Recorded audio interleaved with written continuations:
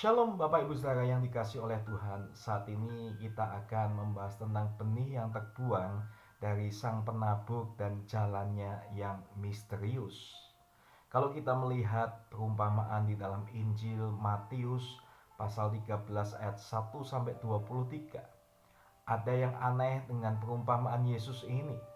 Penabur itu melakukan sesuatu yang tidak patut dicontoh sebagai seorang petani. Penabur itu menyia-nyiakan benihnya.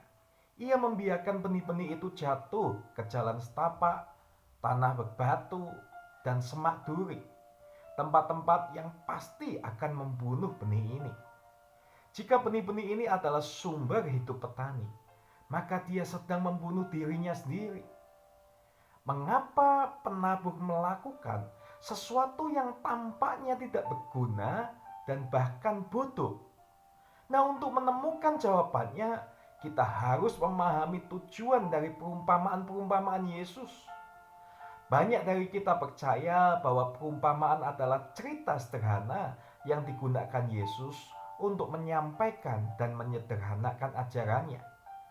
Itulah sebabnya seorang teolog mendefinisikan perumpamaan sebagai ajaran-ajaran surgawi dalam cerita-cerita duniawi. Sampai batas tertentu, definisi ini benar, tetapi tidak menangkap keseluruhan tujuan perumpamaan.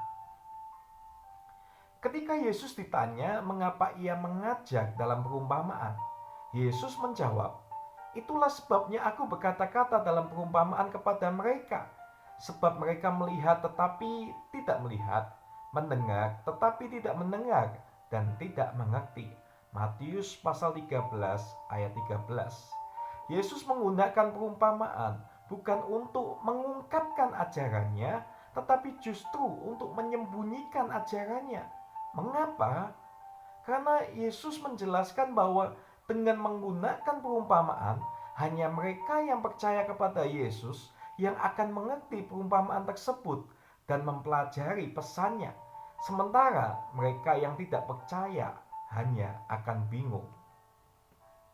Sekarang, bagaimana kita memahami penabur yang tampaknya menyia-nyiakan benihnya?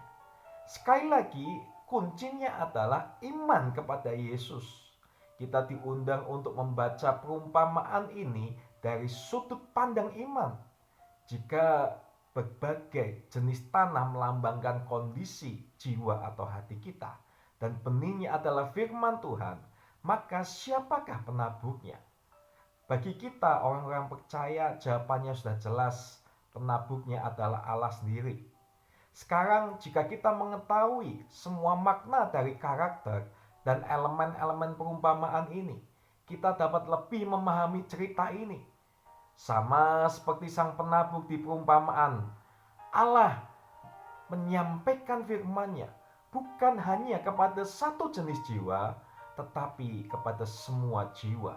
Mengapa? Karena Dia mengasihi semua jiwa dan ingin agar semua jiwa yang datang kepadanya itu mendapatkan keselamatan. Allah mengasihi semua orang, bahkan mereka yang melakukan hal-hal yang jahat, mereka yang tidak mengenalnya, dan mereka yang membencinya.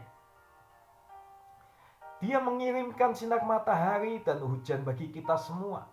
Meskipun kita tidak bersyukur, Dia menyediakan banyak hal dalam hidup kita.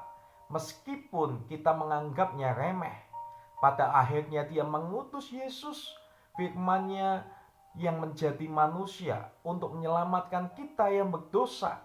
Karena begitu besar kasih-Nya akan dunia ini, sehingga Ia telah mengutus anak-Nya yang tunggal, supaya setiap orang yang percaya kepadanya tidak binasa, melainkan beroleh hidup yang kekal. Yohanes 3 ayat 16. Allah sang penabur ilahi tidak mengukur segala sesuatu dengan ukuran ekonomi duniawi, tetapi mengasihi kita dengan cuma-cuma. Namun, kita tidak boleh lupa bahwa kita juga harus melakukan bagian kita. Kita diundang untuk mengubah jiwa kita menjadi tanah yang subur.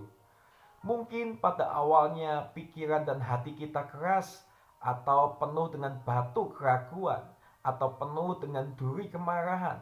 Namun Tuhan memberi kita kebebasan dan juga rahmat pertobatan untuk mengubah hati kita menjadi tanah yang subur di mana firman Tuhan dapat bertumbuh. Sebagian dari kita mungkin memiliki hati yang subur, tetapi kita tidak boleh lalai, melainkan terus menyuburkan tanah kita agar firman Tuhan dapat berbuah berlimpah di dalam hidup kita. Nah, saat ini yang perlu kita renungkan, jenis tanah seperti apakah kita sekarang, Bapak Ibu Saudara? Dan yang kedua, apakah kita mengenali karya Allah dalam hidup kita, bahwa Yesus sudah mati untuk kita? Dan yang ketiga, apa yang kita lakukan untuk menerima firman Tuhan dan membiarkan firman itu untuk bertumbuh dan berbuah di dalam kehidupan kita?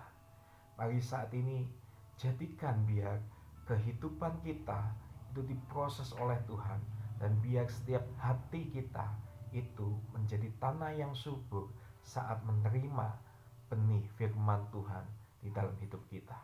Terima kasih, Tuhan Yesus memberkati.